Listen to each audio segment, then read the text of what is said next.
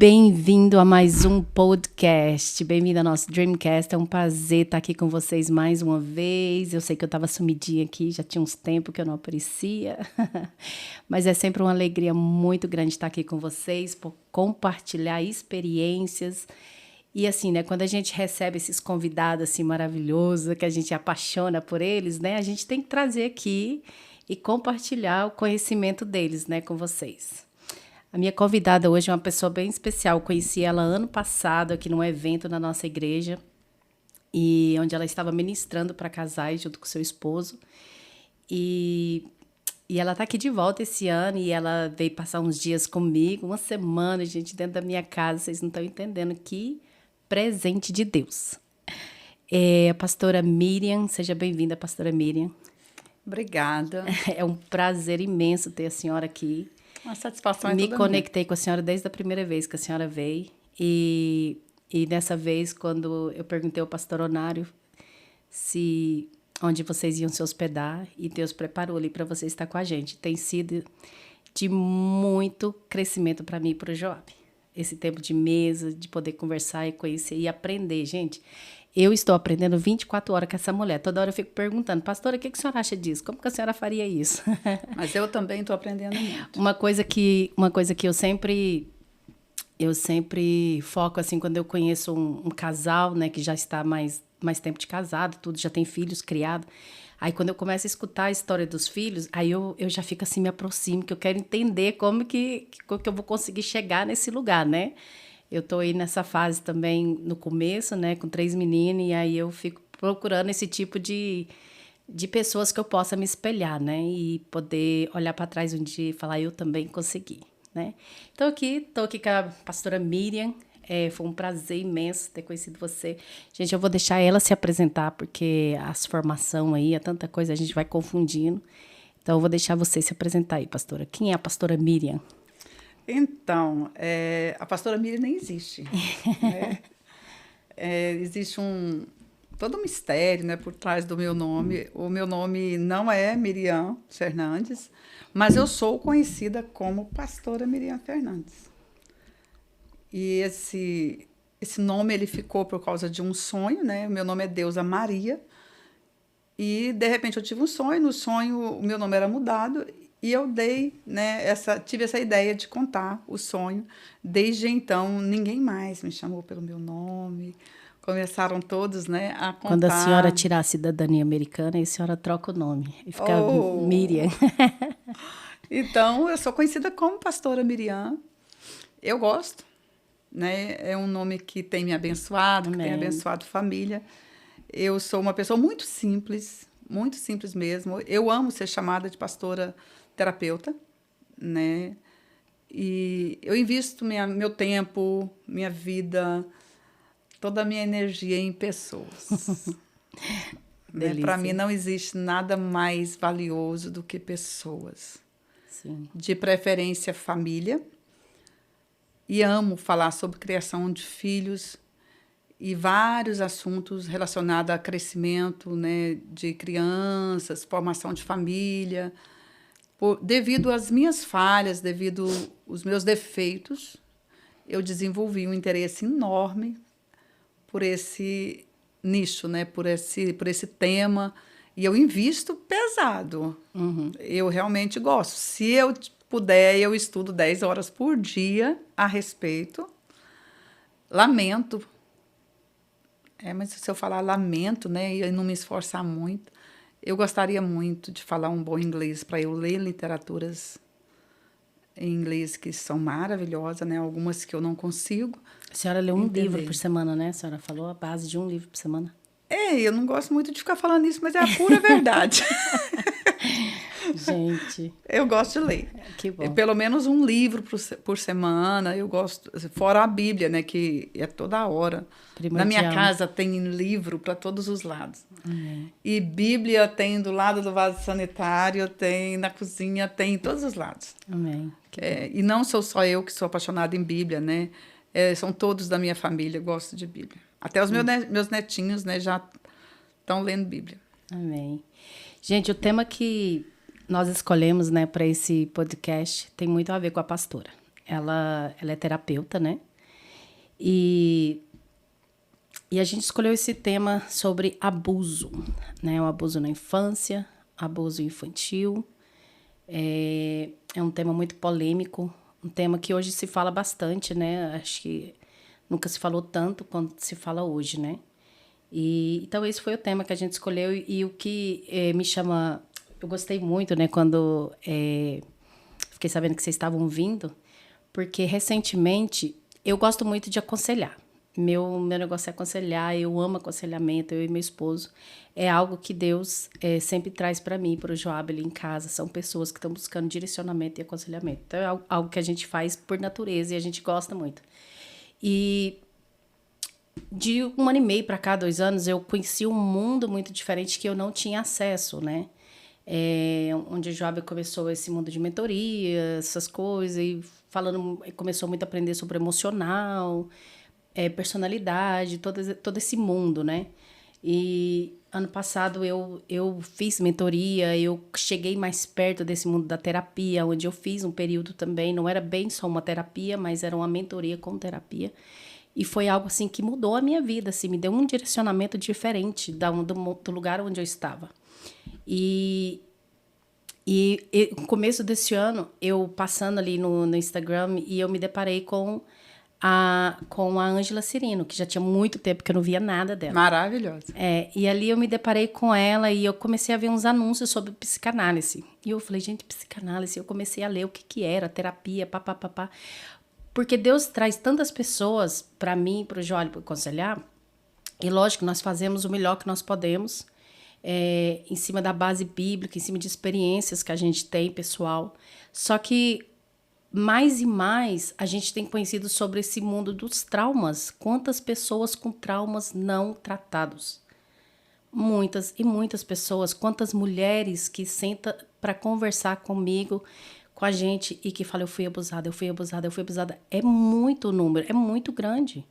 E ninguém sabe, a família não sabe, ninguém sabe. A maior parte dessas mulheres, elas sofrem sozinha com isso.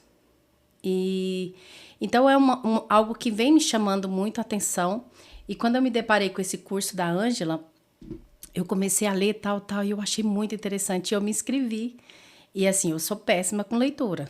Eu comecei a ler tem 6 meses, né? Depois da terapia que eu fiz lá da mentoria com a Angélica, foi onde eu comecei a ter esse hábito de ler livros, e livros muito construtivos, que me ajudaram muito.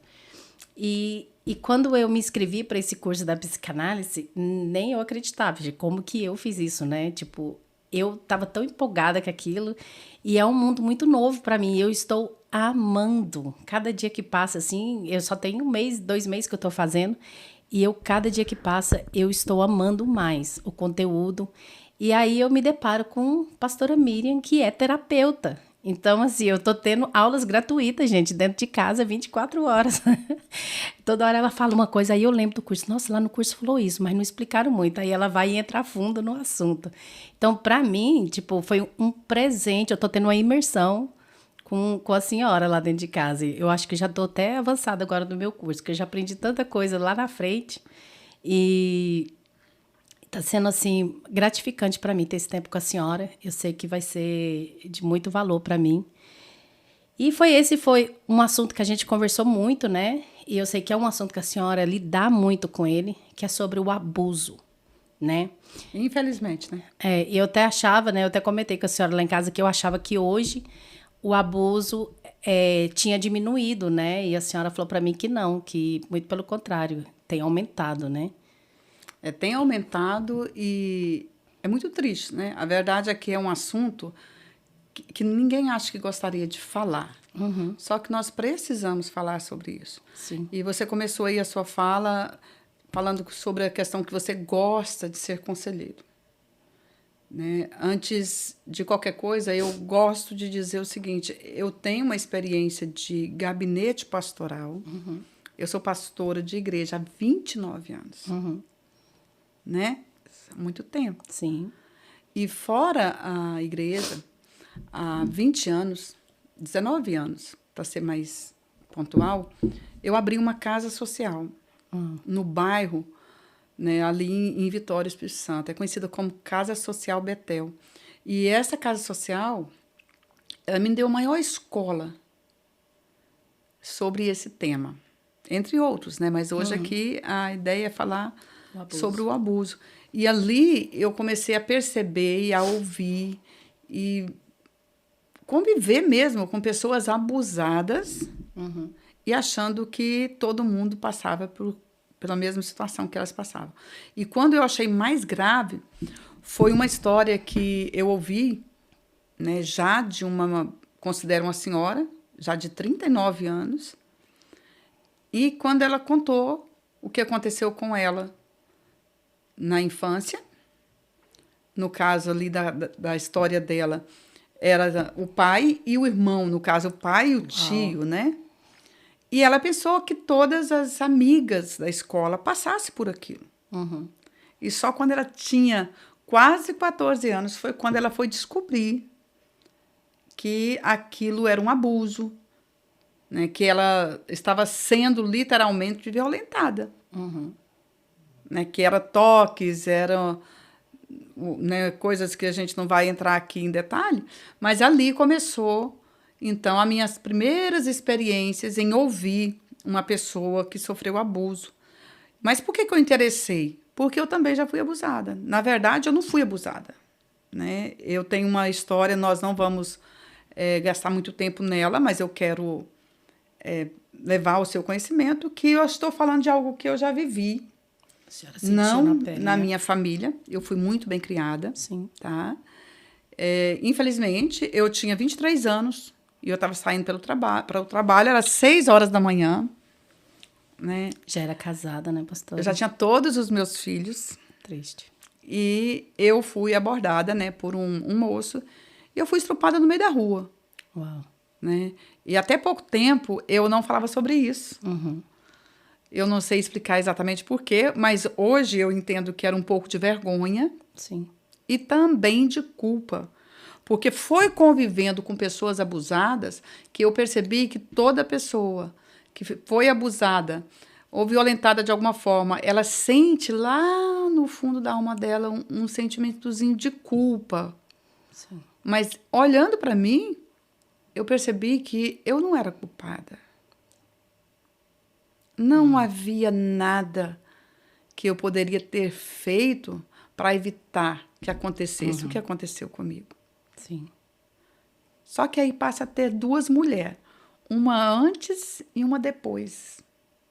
E hoje, quando eu falo hoje, eu estou me referindo a mais ou menos uns 10 anos, de 10 anos para cá, eu tenho dedicado tempo de qualidade e muita oração sobre esse tema, onde eu tenho estudado, eu tenho dedicado tudo que eu posso para poder ir a fundo, ouvindo pessoas.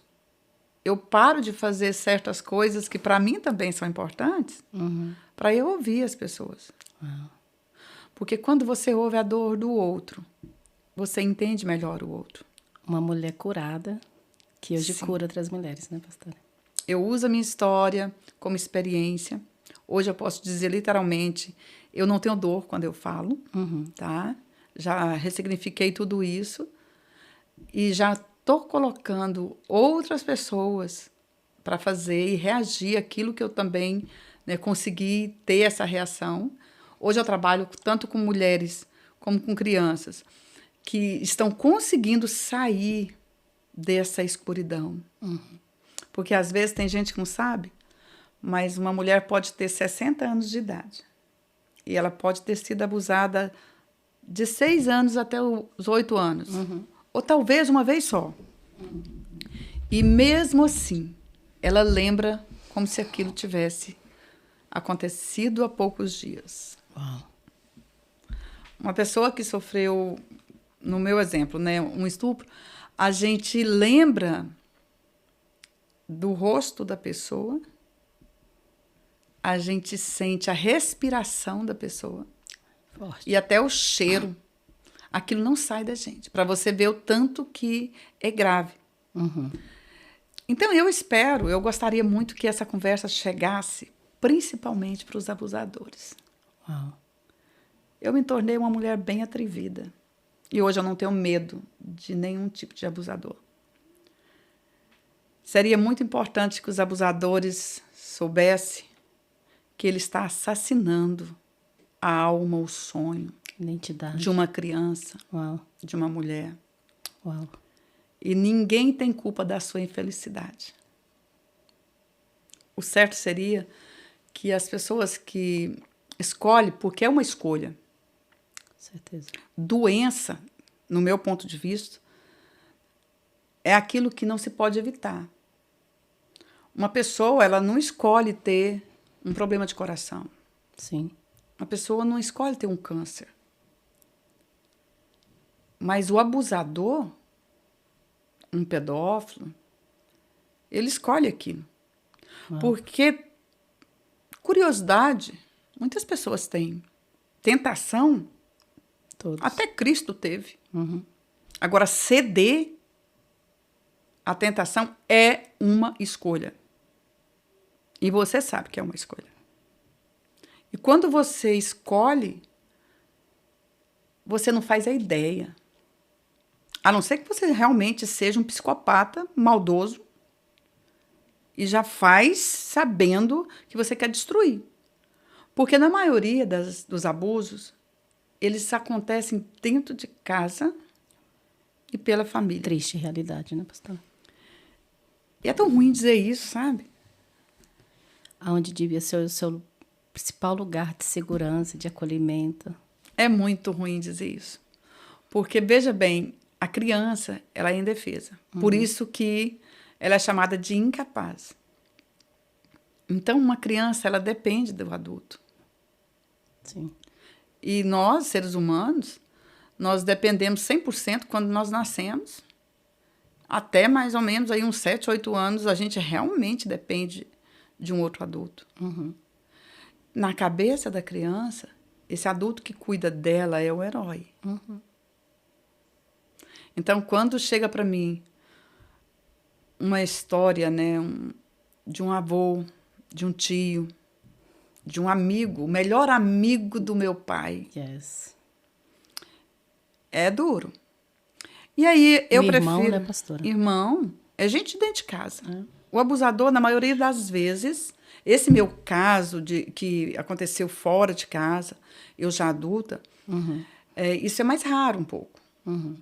Acontece muito, né, muito mais vezes dentro de casa, no âmbito familiar. Pastor, e como proteger as nossas crianças? Como proteger os nossos filhos? Como que nós identificamos esse perigo?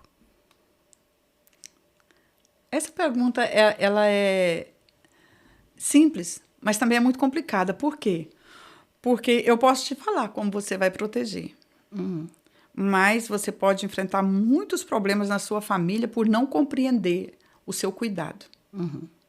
Porque quando nós vamos cuidar dos nossos filhos, a gente tem que cercar eles. E nos nossos netos, a gente ensina para os netos que o corpinho dele ninguém pode tocar. Só o papai mais a mamãe quando precisar. Eu sou avó e quando eu vou dar um banho no neto, eu peço licença. Eu olho para ele e falo, olha, a vovó vai... Eu ainda tenho, né, netos que usam fralda. E a minha neta está desfraldando. Então, quando eu vou trocar a fralda nela, eu olho para ela e falo, olha, a vovó vai tirar sua fralda, tá? Mas eu não vou ficar olhando. Aí eu falo o nome carinhoso que a gente fala, né, para os órgãos genitais da criança. E falo, você deixa, você permite que a vovó troque a fralda? Por quê? E aí ali a gente já explica, porque ninguém pode fazer isso. E a gente já vai ensinando para a criança justamente para a criança se proteger. Mas a melhor forma do adulto, né, do pai, da mãe, proteger seus filhos é fazer o que puder para não deixar os seus filhos na mão de outras pessoas. Eu sei que tem gente que vai dizer que isso é exagero e tudo, mas eu escolho pecar pelo excesso, não pela falta. Então, assim, confiar em pessoas é tão desnecessário nesse caso. Eu enfrento muito questionamento, assim, crianças que falam que foi, né, alguém pegou aqui, mamãe. Aí conta uma história, o tio, me mostrou, né? E fala o que o tio mostrou ali. Na maioria das vezes, os pais não acreditam na criança. Yes. E hoje eu tenho um cliente hoje que tem 48 anos de idade. E que tem uma revolta tremenda com a mãe, porque quando o tio abusou dela, ela contou para a mãe, e a mãe deu uns tapinha nela e falou para ela, larga de inventar coisa. Uau. E depois ela contou... Por que é mais fácil, né, desacreditar do seu filho e acreditar em alguém que está de fora, né? Isso aí é... Porque a voz da criança, ela não é validada, né? A voz da criança não é validada muitas das vezes por causa de reputação, por causa da pessoa querer, né, do adulto querer dar uma satisfação para amizades, para a família. E isso é muito ruim. Ou eu acho que falta mesmo de consciência. Porque se todo pai e mãe, se o pai e a mãe têm a consciência que a pessoa mais importante que existe na vida deles são os filhos. Os meus filhos são as pessoas mais importantes que existem na minha vida. Então, se eu não protejo meus filhos, vou proteger quem? Então, eu prefiro virar para os filhos, para as crianças e dizer, olha, eu acredito em você. E investigue. Gente, se a criança te contou algo terrível, investigue. Esse caso que eu estou te falando, a menina contou para o pai também. E quando ela contou para o pai falou para a mãe, acho que nós precisamos levar fulano no psicólogo, porque está vendo coisa, talvez ela tenha sonhado. Nunca validou a criança. Só que aí eles cometeram um erro maior ainda, que foi contar para o tio o que a criança tinha falado. Uau. O abusador ficou sabendo que nem o pai nem a mãe acreditou na criança e intensificou os abusos. Porque ele teve um respaldo. Ele teve um apoio, né? Completo. Então, aquela criança foi abusada dos 7 anos de idade até os 14, pelo tio. E hoje, essa mulher, ela não quer, né? Ela não tem respeito para a mãe, ela não quer saber da mãe. Ela tem uma mágoa dolorida do pai. E aí vem pra gente, né? Vem fazer terapia, e a gente faz o que pode, mas é preciso ter o perdão. Esse é um dos maiores problemas da terapia, é que uma das curas, né? Que a gente fala assim que não tem cura, mas uma forma de você se curar é através do perdão. E aí eu te pergunto, é fácil perdoar um pai desse, uma mãe desse? Pastora, e como que eu consigo perceber no comportamento de uma criança ou de um adulto que essa criança ela está sofrendo algum tipo de abuso, ou um adulto que, como eu consigo perceber no comportamento dele, quais são os sinais que ele dá que me mostra que essa pessoa já foi abusada? Quando você olha para uma criança que está sendo abusada, na maioria das vezes, aquilo você não vai descobrir. No início, assim, se for no âmbito familiar mesmo, é muito difícil. Mas existem algumas características que se repetem. Né? O jeito da criança olhar. Uma criança que está sofrendo abuso, o olhar dela é como se gritasse socorro. É um olhar mais embaçado. Né? A mão de uma criança que está sofrendo um abuso, ela não tem muita liberdade com as mãozinhas, então ela costuma manter as mãozinhas meio fechadas. Né? Ela coloca muitas mãozinhas para trás. Ela tem uma tendência, né, assim, de cruzar as perninhas como se quisesse esconder alguma coisa. Eu não estou dizendo que todas as crianças que têm um tipo de comportamento desse, em algumas horas, são abusadas. Mas, com certeza, todas as crianças que são abusadas têm essa tendência. E também, né, uma coisa que eu noto em quase todas as crianças que estão sofrendo abuso, elas são meio tímidas, mais caladas. Não é muito sociável. E isso a gente tem que ficar prestando atenção. Tem muitos pais, por exemplo, que obrigam a criança a ir para o colo do parente, do avô, obriga. Às vezes a criança não quer ir. Então, se o seu filho não quer sentar no colo do vovô, não obrigue o seu filho a sentar no colo do vovô. Porque a criança, ela tem um motivo para não gostar. Alguma coisa ali deixou a criança desconfortável. Talvez nem tenha sido culpa do adulto. Porque a gente também não pode, né, demonizar tudo. Mas a gente precisa ter cuidado. Se a criança não quer, não obrigue.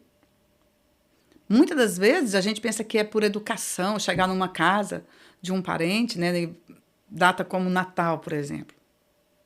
Acredite se quiser. São uma das datas que mais acontece abusos. Os adultos ficam muito tempo sem se encontrar, sem se ver.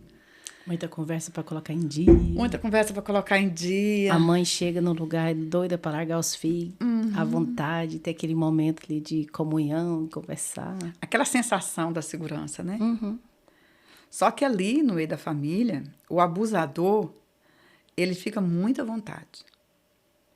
Por quê? Porque ele sabe que o pai e a mãe vai conversar, vai bater papo, vai contar história.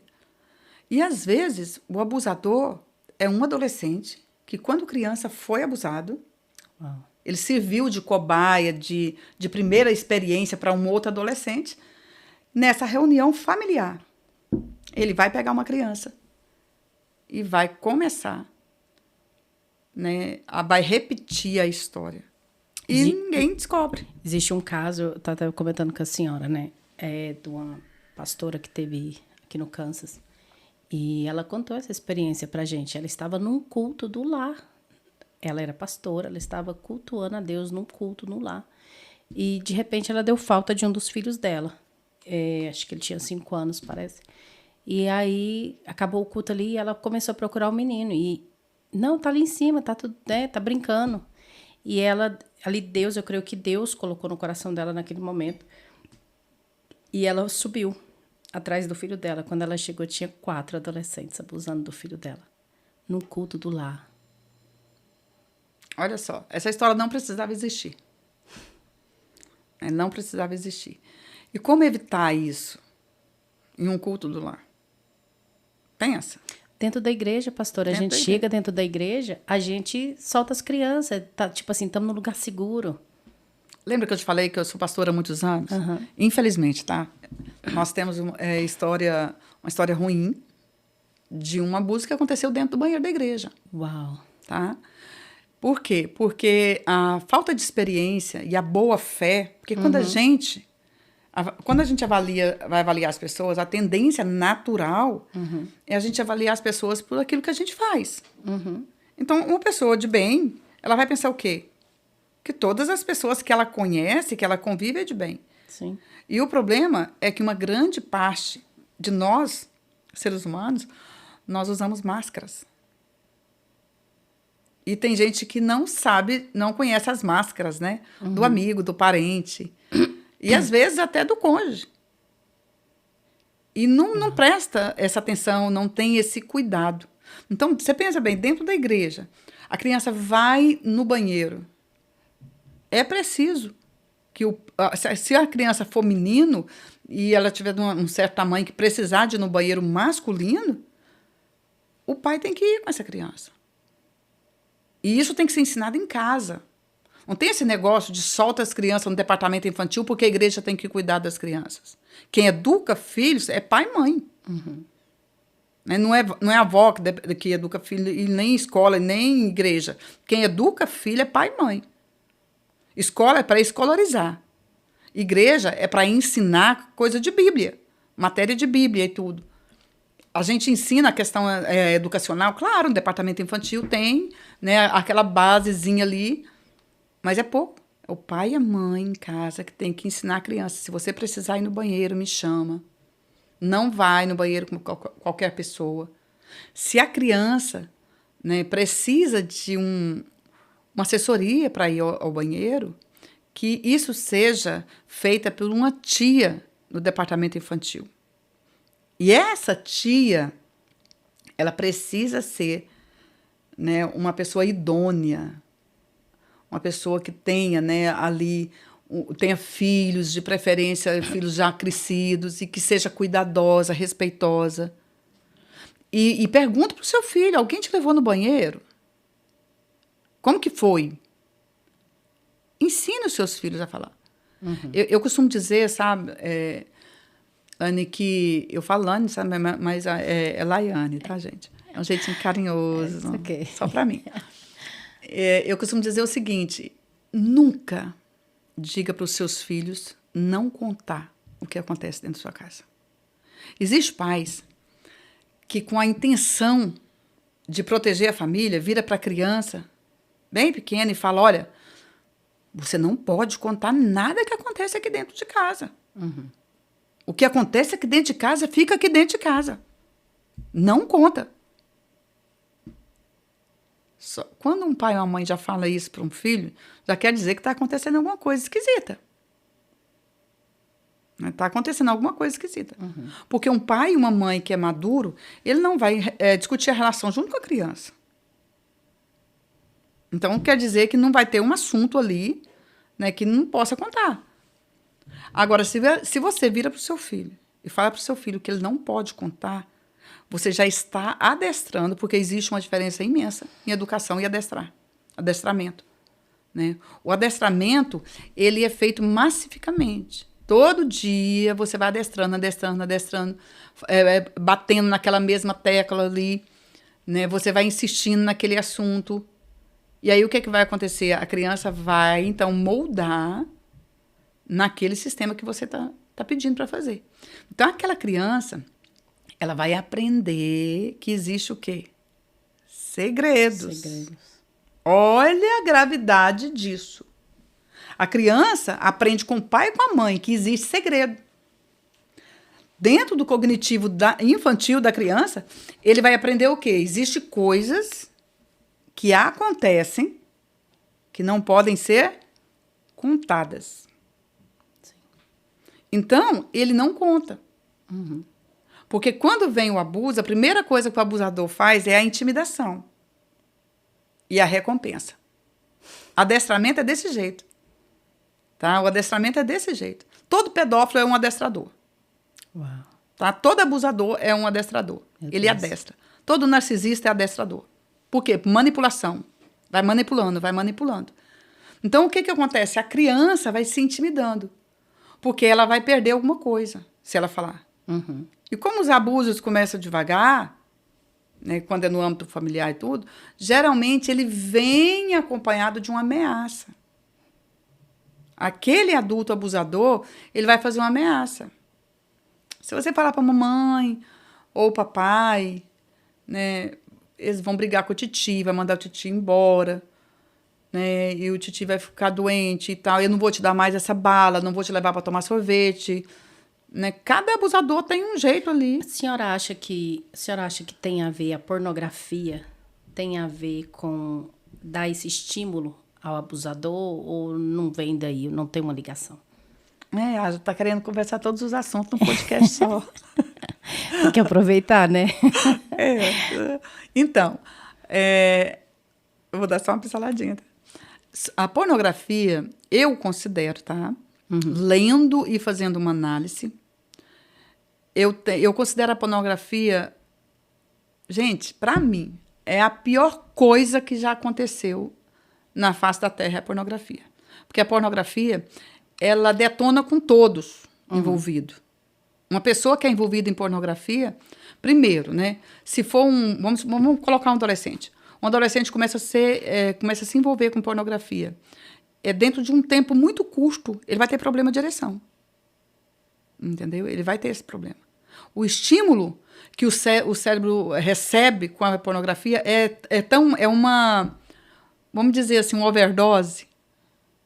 E aí depois não tem como ele achar esse tipo de prazer em outra coisa, e ele vai se aprofundando cada vez mais uma coisa aqui, outra ali, e naquela ansiedade de encontrar prazer, ele começa, então, a fazer o quê? E muitas das vezes, não estou dizendo aqui, gente, que toda pessoa que mexe com pornografia é um abusador, tá? Mas eu posso te garantir que toda pessoa que mexe com pornografia, que usa pornografia, ele é de cabeça suja.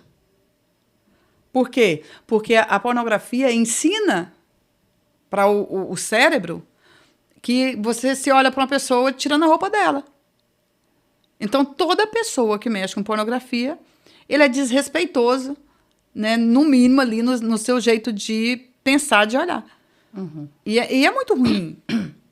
Né? Se a gente pensar assim, tem alguém me olhando e já, no primeiro olhar que olha para mim, já me imagina sem roupa. Isso é nojento.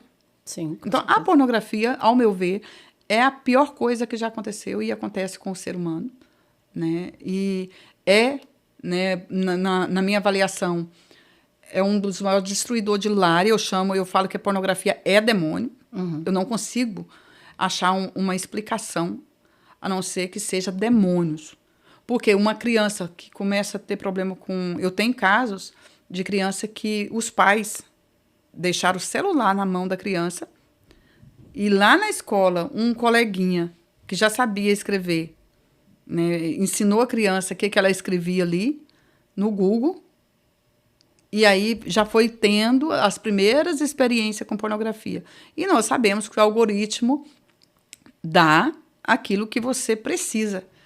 Então, quem começa a mexer com um tipo de pornografia, o que vai acontecer? O algoritmo já vai mandando mais, e cada vez mais pesada. Então, eu conto isso com muita tristeza, mas eu tenho caso de criança aí de 7, 8 anos que teve acesso à pornografia com o celular que pai e mãe deu. Né? E essas crianças, elas começam, então, a viciar nisso.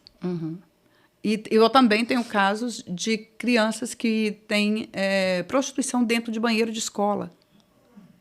Uau. Tá? E, às vezes, o pai nunca nem ouviu falar isso. Mas é aquele menino que já está 3, 4 anos, em escolas grandes, principalmente, acontece muito isso. De uma criança aí de 12 anos, ela encontra um menino de 7 anos, de 6 anos no banheiro. Meu Deus. E, então, ele ensina. Né? E eu tenho um caso que o menino de 11 anos falou assim, eu vou fazer a primeira vez em você de graça, né? Para você depois saber se você quer. Então, eles cobram o dinheiro do lanche. Meu Deus. E aí, aquele abuso acontece ali dentro do banheiro da escola. E eles marcam um horário. Tal dia, tal hora, eu te espero no banheiro. A professora não sabe, a diretora não sabe.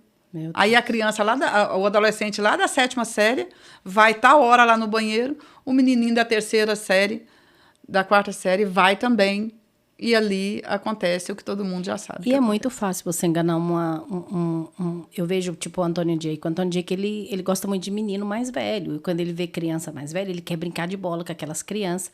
Então, com certeza, acaba sendo uma isca muito fácil para esses adolescentes, porque as crianças mais novas, eles têm essa reação quando vê um menino maior, né, para brincar, aquela coisa, eles acham, sei lá, um super-herói, alguma coisa assim muito interessante. E acaba sendo uma presa bem fácil. Além de ser uma presa muito fácil, né, é divertido você, quando criança, você brincar com alguém que está adiantado, principalmente se for uma criança competitiva. Né? Ele gosta de brincar, toda criança competitiva, ela gosta de brincar com crianças que é um pouquinho mais... Tem mais 2, 3 anos aí de idade, ou às vezes até mais. Por quê? Porque ele já é mais competitivo, então os pequenininhos são mais... Eles falam assim que eles são mole, e não tem nada a ver. Agora, olha como que isso é perigoso. Eu sou conhecida como a pastora chata. E olha, pode acreditar, eu sou chata mesmo, tá? Pensa na mulher chata, sou eu. E eu quero ser conhecida assim, não tem problema nenhum. Se eu conseguir salvar uma vida, né, já tá bom. Se eu conseguir salvar uma criança, já tá bom, no meio de tudo isso aí. Então, sou conhecida como uma pastora chata, sim. Tem família que acha que o que eu falo é desnecessário. E tomara que essas famílias que pensem assim, não preciso do meu trabalho, né? Porque acontece muito mais do que a gente pensa. Mas eu dou todo conselho, assim, para as mães. Não deixa seus filhos brincarem com criança que tem a diferença de idade muito grande. Tá? Procure inserir os seus filhos em um ambiente o mais saudável possível. E esse ambiente saudável de verdade é raríssimo. Mas o mais saudável possível é com criança que tem mais ou menos a mesma idade. Né? Preste atenção. Eu, inclusive, quando eu vou dar assessoria para mulheres que estão casando, né, que vai casar ou que vai ter o primeiro filho. É um trabalho que eu faço e que eu gosto, que é acompanhar uma mulher na primeira experiência maternal dela, né? Eu gosto de oferecer esse trabalho. Faço isso com muito carinho. Eu sempre dou um conselho. Planeje ter seus filhos um atrás do outro. Tá? Como você perguntou assim, que jeito que protege as nossas crianças? Tá aí a minha primeira dica. Pense e tenha seus filhos um atrás do outro. Primeiro, os seus filhos vão ter, né, uma facilidade maior de ser amigos entre eles. Uau. Segundo, o amigo que for de um vai ser amigo do outro também, porque a diferença de idade vai ser, né, simbólica ali, no máximo de 2 anos. E você vai conseguir fazer com que sua família cresça ao mesmo tempo. E uma forma de proteger a família. Uhum. Né? E é interessante que quando você coloca uma criança junto com uma outra criança, que tem uma diferença de idade muito grande, o pequenininho, ele fica meio deslumbrado. Então, ele fica muito indefeso. Uhum. Né? Ele fica à mercê do outro. E aí eu falo assim para os pais. Tem pai que pergunta assim, mas como que eu cuido do meu filho? É simples, essa resposta é a mais simples que existe. Né? A distância que você mantém o seu filho de você é a distância dos seus olhos. Uau. Leva seu filho para brincar, dê preferência para lugares abertos, parques abertos. Evite ter compromisso com amigos junto com seus filhos. Você quer ter um tempo de qualidade com seus amigos? Com seus irmãos? Com parentes? Gente, deixe seus filhos em casa. Entende? Aprenda a separar programa de adulto com programa infantil. Se você pegou seus filhos e levou para qualquer programa, a responsabilidade de cuidar dos seus filhos é sua. As pessoas mais importantes do evento são os seus filhos. Você não tem que deixar os seus filhos soltos para dar atenção para amigo nenhum, para parente nenhum. Os filhos, as crianças têm que estar juntos. E você tem que estar ali. Está brincando com os tios, está brincando com os avós, mas você está vendo. Eu vou além, sabe, Lani? Eu gosto de dizer que homem não tem colo. É. Eu ensino isso tanto para o marido como para os filhos. Todo mundo que vem conversar comigo, né? Eu falo, olha, homem não tem colo. Quem tem colo é mulher. Né? E mesmo sendo mulher, quando os seus filhos precisar, né? Porque eu também falo para as mães e os pais, ensina seus filhos a não ficar muito no colo das pessoas. Fala para os seus filhos não ficar pulando em cima das pessoas. E aí eu falo, olha, vai amassar a roupa do tio e tudo, vai amassar a roupa da tia. Aí, né, eu já falo isso, por quê? Para você ir aprendendo, ensinar a criança a se divertir de uma outra forma. Sim. Uma forma mais segura. Agora, precisou, tudo bem, preste atenção onde estão as mãos do adulto. Se o seu filho estiver no colo de alguém, você já sabe que o seu filho está lá. Olhe aonde estão as mãos do adulto.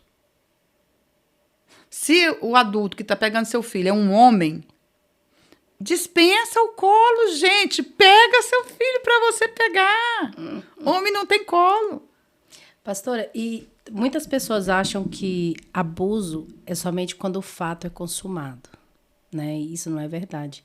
Quais são os tipos de abuso que existem? São vários, né? Mas os abusos que mais eu tenho conhecimento, casos que eu mais trato, é a questão, por isso que eu falei muito da mão. Porque tem como uma pessoa abusar de uma criança junto com o pai.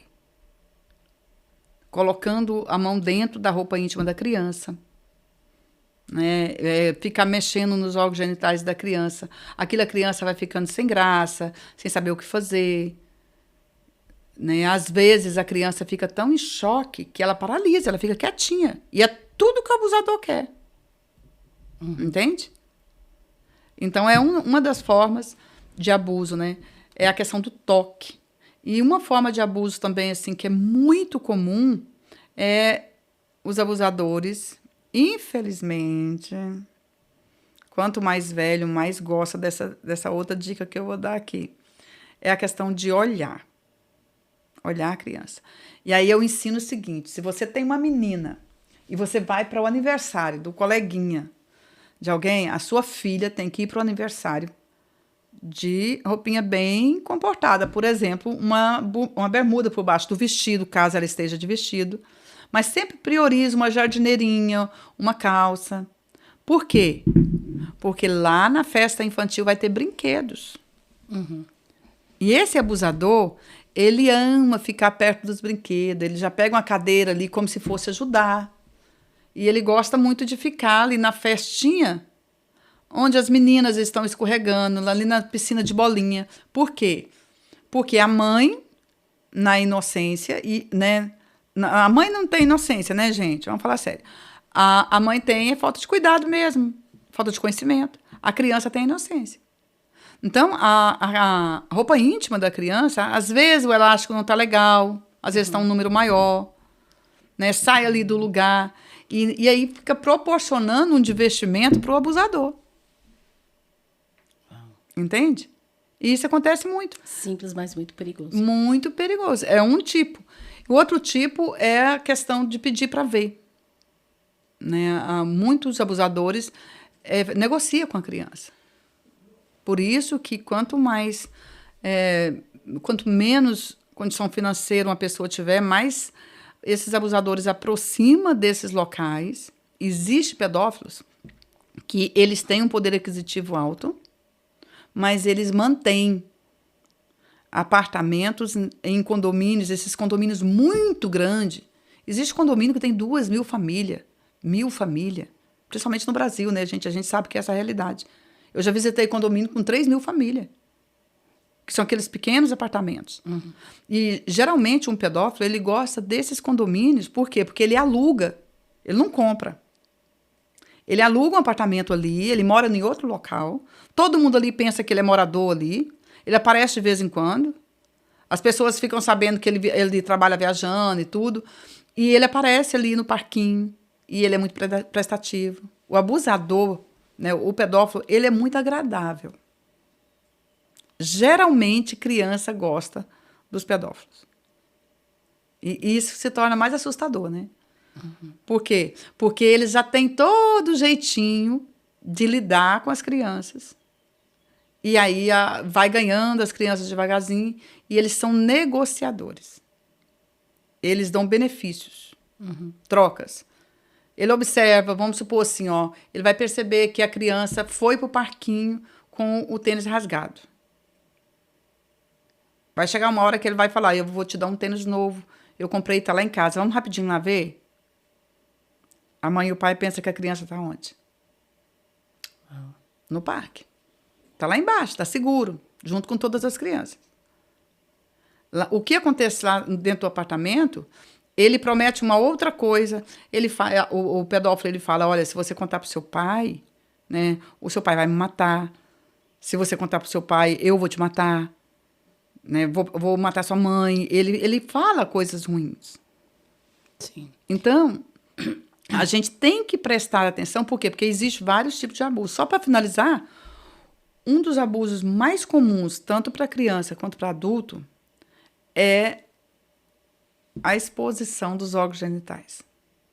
Né? Eu moro uma quadra da praia e eu deixei de fazer caminhada sozinha pela manhã, que é o horário que eu gosto, 6 horas da manhã, justamente por quê? Porque esse abusador, ele vai caminhar na praia, sem a peça de baixo, só com um calção mais largo, e quando ele vê ali uma mulher sozinha, ele mostra o que a gente não quer ver, né? Isso é abuso, e isso acontece muito com as crianças. É o tio que mostra os órgãos genitais para uma criança. Eu, mas a minha irmã tivemos essa experiência quando a gente era bem menina, a gente morava em Brasília. E a gente sempre voltava da escola sozinha. E num desses dias, um homem abordou a gente, e ele, né, abaixou a calça ali e mostrou mas a minha irmã corremos muito, muito. Só que, graças a Deus ali, a gente chegou e contou, né, pra minha mãe. Aí, depois desse dia, a gente teve que andar de Kombi A Kombi parava Santa ali Kombi. Eu lembro a música e o cheiro da Kombi até hoje. Ficou na minha cabeça. Ah, melhor esse cheiro, né, gente, do que ela lembrar, se ela lembrasse do cheiro do abusador, né? Sim, eu falo pra minha irmã, toda vez que eu escuto aquela canção do Zezé que fala Chuva no Telhado, era a música que tocava. Você lembra da Quando Kombi? eu entrava dentro da Kombi, tava essa música. E ali a gente, graças a Deus, contou pros nossos pais e ali eles tomaram essa decisão de colocar a gente na Kombi. Mas a gente já passou por essa... Pastora, e uma criança que ela é abusada, qual é o futuro dessa criança? Que tipo de adulto ela vai ser? Se ela não tiver ajuda. Se ela ter que lidar com seus traumas sozinha. Essa criança, ela vai crescer, ela vai casar, ela vai ter filhos. Que adulto ela vai se tornar? Não é uma regra, né, 100%, mas acontece muito do abusado se tornar abusador. Isso acontece mais com homens do que com mulher, mas não quer dizer que não existam mulheres que não abusem, né? Sim. Mas existe mais casos, assim, muito mais do que o dobro. Eu não tenho aqui, eu não quero falar uma porcentagem porque não está atualizado para mim, então eu não quero errar, então é melhor não falar. Mas você pode pesquisar que você vai ver que a quantidade de homens abusadores são maiores do que as mulheres. E geralmente esse abusador pode ser que ele tenha sido abusado quando criança. E uma forma de revolta é a vingança. Né? A vingança é uma forma de revolta.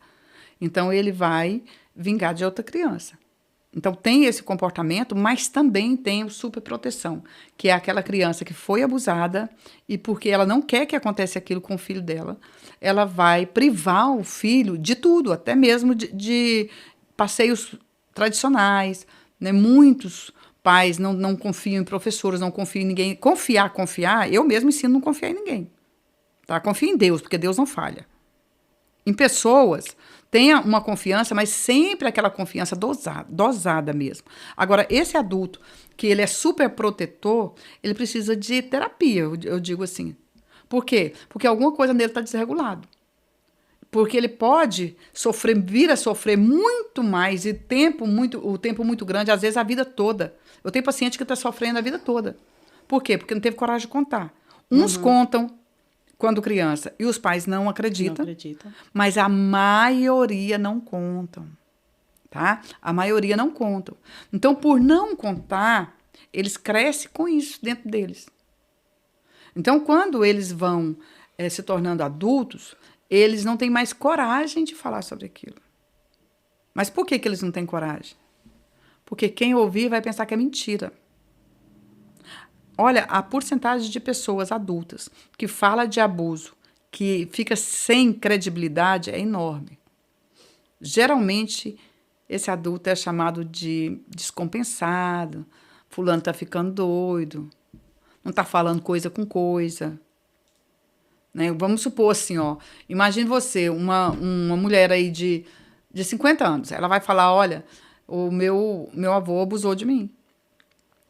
Quantas pessoas da família que gosta desse avô, do santo avô, que vai defender esse avô e vai achar que ela está inventando coisa? Então, esse adulto, ele cresce sofrendo essa dor, porque a dor não passa. A dor, ela diminui. Você aprende a lidar com a dor através da terapia. Por isso, gente, que eu acho que todo mundo deveria fazer terapia, tá? Não precisa fazer comigo, não. Procura outro terapeuta, procura um mais especializado, mas faça a terapia. Porque a terapia, ela te ajuda a crescer, a se descobrir, né, e a se resolver. Estudando, nesse período que eu estou estudando a psicanálise, ela fala muito sobre aquilo que você não fala te adoece, né? E aí, o que a boca não fala, o corpo começa a mostrar, né? Aí vem tantas... Eu fiquei encabulada com tantas doenças que estão relacionadas a traumas, a coisas que te aconteceram, você não expressou, você não falou, e as pessoas estão doentes fisicamente. Estão doentes, e a tendência, depois do Covid, então, né, diz que não existe ninguém mais normal. E a gente brinca assim, mas é grave isso. E essa questão do silêncio de quem sofreu uma dor emocional muito grande. Essa questão ela precisa ser conversada de uma forma aberta, como se fosse comum. Não é comum, mas nós, a pessoa que tem mais maturidade, precisa deixar essa pessoa que está sofrendo mais à vontade para falar. Eu tive uma surpresa muito grande porque eu fazia terapia só presencial, né? Eu fazia atendimento, que a gente, como pastor, a gente fala aconselhamento, né? Todo pastor, todo conselheiro, ele é um terapeuta. Então, o que acontece? Eu não queria fazer online porque eu pensava que a pessoa não ia se abrir. Para minha surpresa, online a pessoa se abre mais. Porque ela está dentro da casa dela. Às vezes eu atendo cliente dentro do closet, de roupão, no banheiro, ali, né, fazendo uma maquiagem toda. Ele começa o atendimento ali, a minha cliente começa o atendimento ali daquela forma. Então, ela vai ficando mais à vontade para falar sobre ela. Sim. E quando o adulto não fala e ele vai guardando, é como você disse, o corpo responde. E muitas das vezes, eu diria, uma porcentagem muito grande, as pessoas não ouvem o corpo. Uma das primeiras coisas que o corpo responde é através do intestino, né, do aparelho digestivo, né? Ou a pessoa come demais, porque compulsão por comida significa que tem alguma coisa desregulada, tem uma coisa errada. Tem alguma coisa errada. Aquela pessoa que só pensa em comida, ela tá fugindo de alguma coisa. É uma fuga, né? Então, é preciso investigar. Agora, geralmente, a dor, ela vai causar gastrite, né? Algum problema ali no estômago. Prisão de ventre também, excesso de prisão de ventre, pode ser. E, principalmente, dor no corpo. Começa, né, as dores muscular. Já viu aquela pessoa que está sempre tomando um relaxante muscular? Quando você vai pesquisar, você descobre que é artrite, né, artrose. Né, ela pode vir de outra forma, sim, mas na maioria das vezes são doenças que aparecem por causa de dor emocional. Crianças que sofreram muito na infância, que sofreram ou privações, ou abuso, ou insegurança, ou foram negligenciadas, têm uma tendência enorme de ter fibromialgia, por exemplo. Porque a fibromialgia, os médicos até hoje não conseguem, né, dar um diagnóstico, o porquê, de onde que vem, como que surge. Mas todos sabem que tem a ver com o emocional das pessoas. É uma somatização. Então, como que eu vou ficar saudável? Né? Resolvendo as minhas questões emocionais. Outro dia eu estava conversando com uma jovem, e aí a gente conversando sobre traumas, né, algumas experiências da vida, e ela falou para mim, ela falou, ok, eu estou no ponto da minha vida onde eu consigo reconhecer alguns traumas em mim. Só que como que eu movo daqui, entendeu? Como que, tipo assim, eu já reconheço os meus traumas, mas como que eu saio desse lugar? E assim, na hora, a resposta que eu dei para ela, eu falei, olha, eu vejo duas coisas que você pode fazer. A primeira é falar sobre os seus traumas, né? E a segunda é você liberar perdão, né? Que acaba sendo mais difícil, né? Excelente conselho. E eu fiquei assim impactada porque ali ela começou a chorar e eu vi porque na hora que eu falei a palavra perdão, né, é onde vem aquele é difícil perdoar, né, pastora? E por que você acha que é difícil? É porque o que causou o trauma doeu. E perdoar também dói. Porque quem perdoa é que paga a conta. Não é assim? Quem perdoa é quem paga a conta. Então, quando você decide perdoar, é algo muito valioso. Você decide, porque é uma decisão. Você conhece alguém que teve vontade de perdoar? Não é vontade, é uma decisão. Sim. Então, quando você decide, não, eu vou perdoar, aí o seu consciente fala para você, mas fulano não merece. Aí, de repente, você escuta dentro de você mesmo, seu cérebro, né? Dizendo para você, não é justo. Mas o perdão é uma decisão. Então, quando eu decido perdoar, eu perdoo.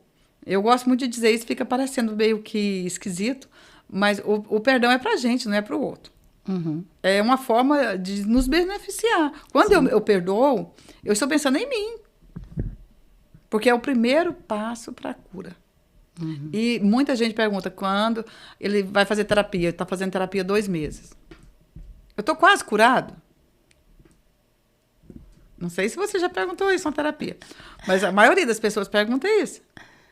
E existe casos que a pessoa nunca vai ser curada. Curada.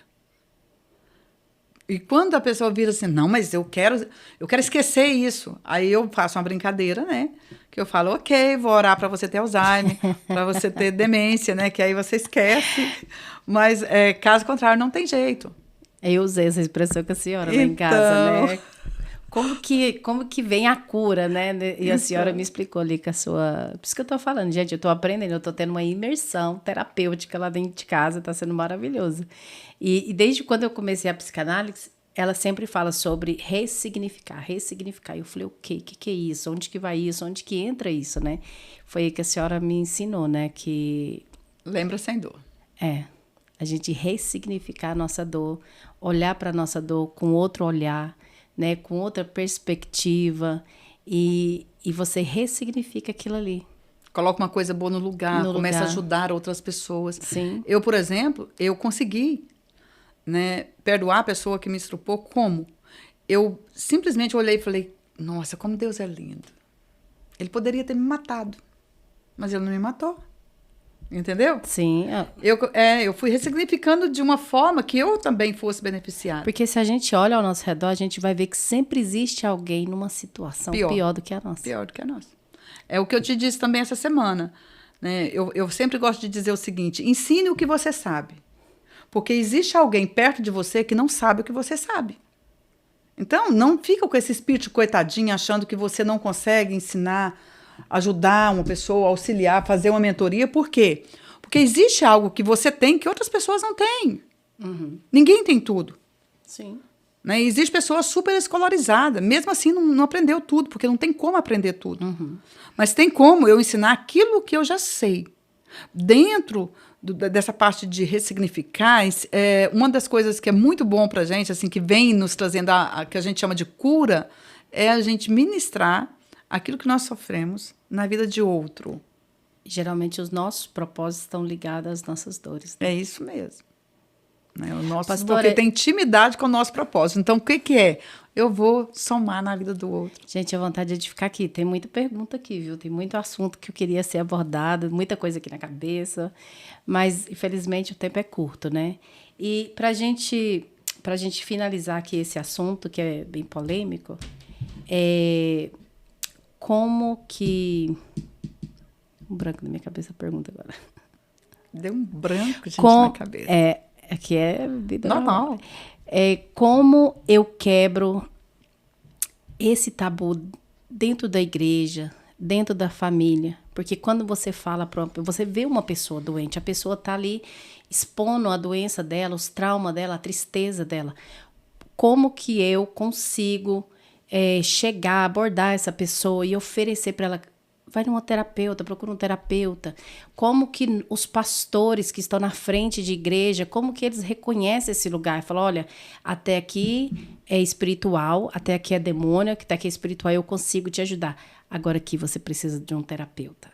Como que a gente quebra esse tabu com as pessoas, com os pastores, com a igreja? Porque muita gente ainda tem muito tabu contra terapeuta, psicanálise, psiquiatra, psicólogo, né? E são ferramentas que Deus deixou aí para ajudar. E tantas pessoas que ainda são contra esse tipo de ajuda. Como que, né, a gente consegue abordar isso e trazer isso para a realidade das pessoas hoje? É meio desafiador. É meio desafiador por quê? Porque existe uma religiosidade muito grande atrás disso ainda. Uhum. Porque é uma vergonha ainda existir, mas existe. Não há como a gente fingir que não existe.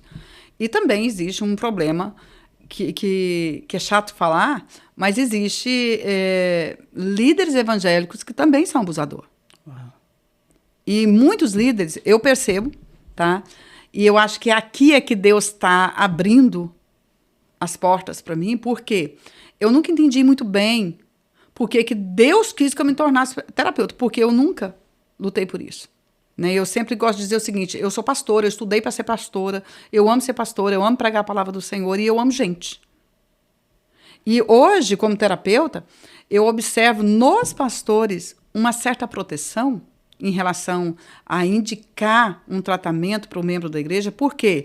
Porque se a pessoa né, for tratar de verdade, ela pode desenvolver um interesse muito grande para estudar. E existem líderes evangélicos, gente, eu não estou falando que é todo mundo, tá? A maior parte dos líderes evangélicos, principalmente no tempo de hoje, são pessoas estudadas e que dão valor em conhecimento.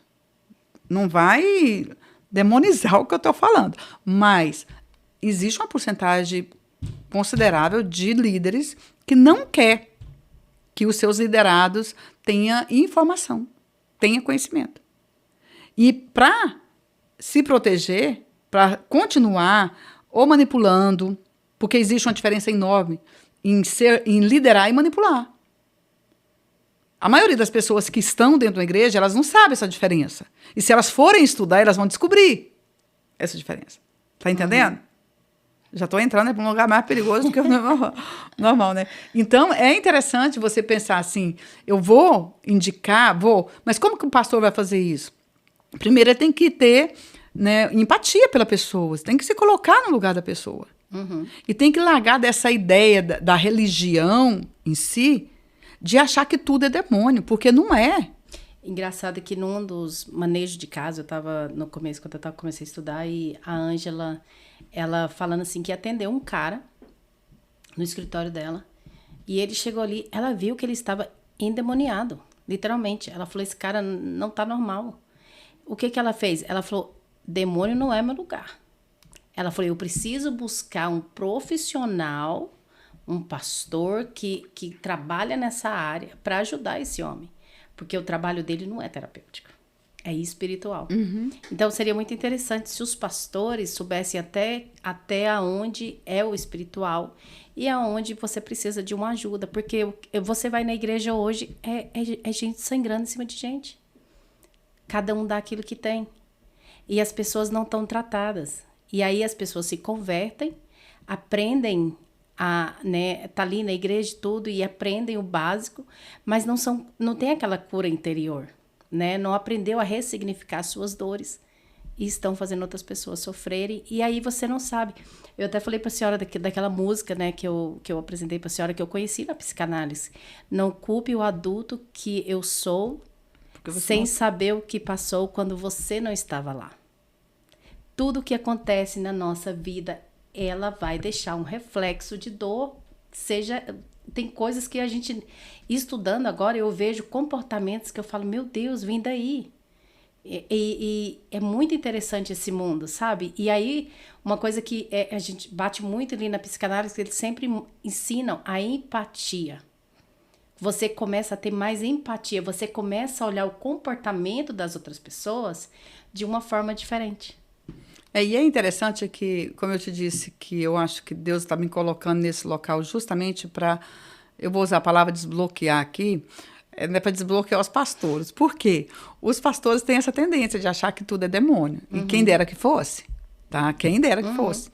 Porque se tudo fosse demônio, nós íamos fazer ali uma campanha de libertação com a pessoa, né? Alguns demônios com uma única oração, eles vão sair. Se for legiões de demônios, tem mais ali uma dificuldadezinha, mas vai sair.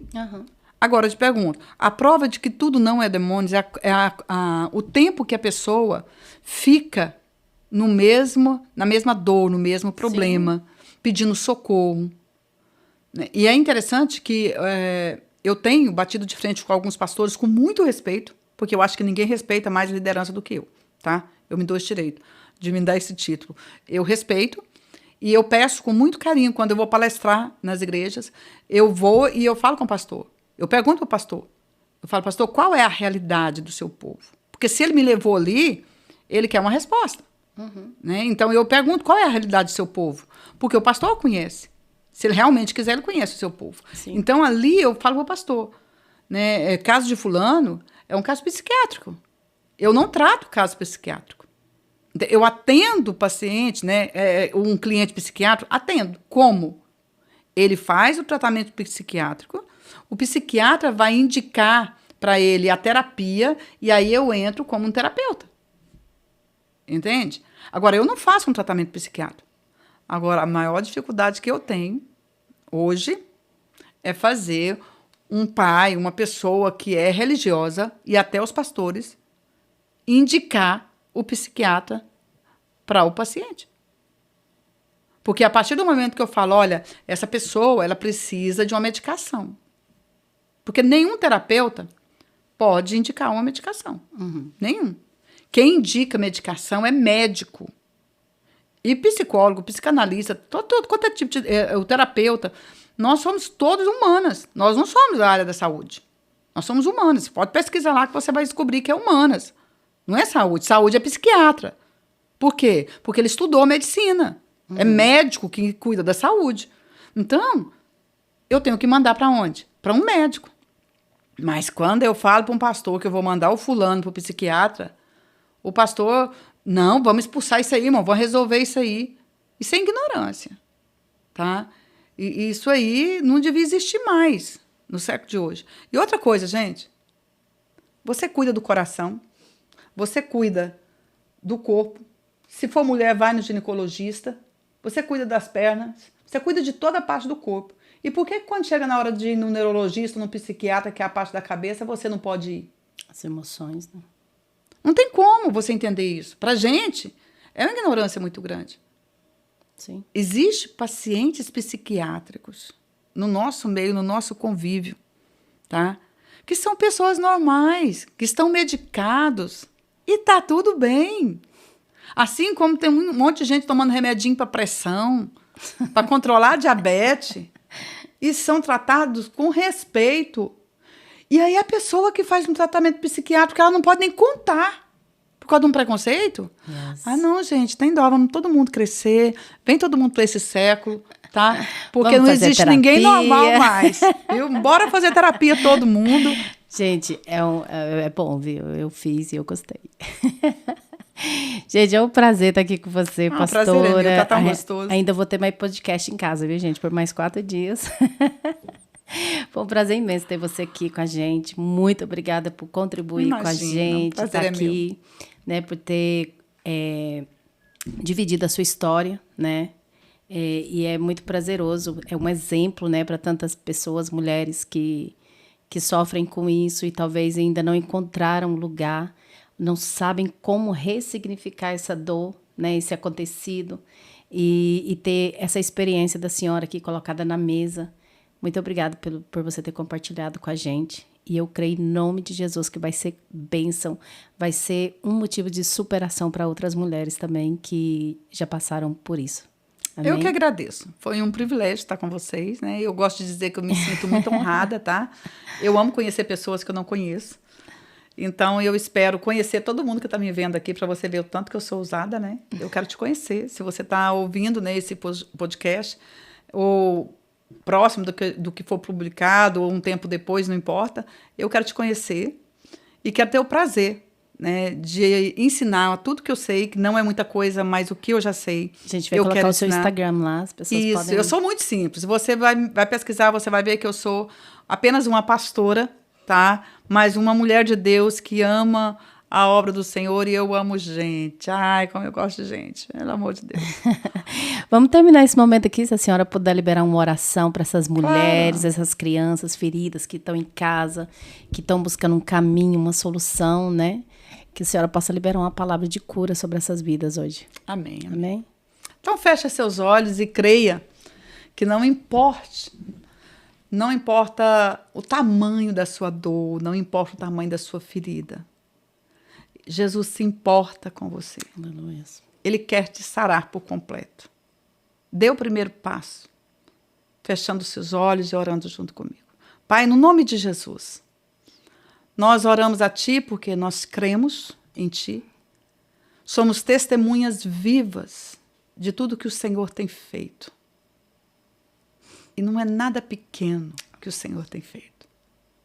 Como o Senhor tem feito coisas grandes. E como é gostoso, Pai, fazer parte de pessoas que cuidam de pessoas, que se importa com pessoas. Pai, que em nome de Jesus, Teu Filho, o Senhor possa ir de encontro a cada um que tem uma dor, Pai. E que eles possam sentir a Tua presença, o Teu abraço, o Teu aconchego. e que o Senhor venha tocar em cada vida, Senhor, fazendo aquilo que a gente mais quer, que é o milagre. Eu desejo de todo o meu coração, ó Deus, que todos quantos ouvir essa oração possam ser curados milagrosamente, Pai. Apenas com o teu toque. Glória a Deus. Porque o Senhor é Deus e o Senhor pode todas as coisas. E nós servimos o Senhor e em Ti somos fortalecidos. Pai, toma, Senhor, a mente e o coração de cada um, fazendo, ó Deus, que eles tenham um compromisso em andar contigo, em Te conhecer, mas também em se conhecer, ó Deus, para que possam crescer em graça e em conhecimento. E assim, a Tua obra vai crescer na vida e nos corações daqueles que estão ao nosso redor, porque a Tua palavra é clara, amar o próximo como a nós mesmos. Por isso, nós precisamos, ó Deus, desenvolver o nosso amor próprio para termos condições de abençoar aquele que está do nosso lado, nosso próximo. Obrigado por estes momentos tão preciosos e por esse privilégio de estar aqui. É assim que oro, porque é assim que eu creio em Ti. Te amo, Jesus, da minha vida. Um beijo no coração de cada um dos que estão ouvindo. E em nome de Jesus, eu agradeço. Em nome de Jesus. Amém? Amém. Glória a Deus, pastora. Muito obrigada. Vou sair aqui com a minha bênção aqui. Amém. Glória a Deus. Obrigada, família Dreamcast. Esse podcast desconhecido mais famoso do Brasil, viu, pastora? Brasil, isso aí. Obrigada, compartilha. Ajuda nós a alcançar outras famílias, outras vidas, outras mulheres, crianças, pessoas que estão precisando de uma palavra de cura. Amém? Um beijo no coração e até a próxima.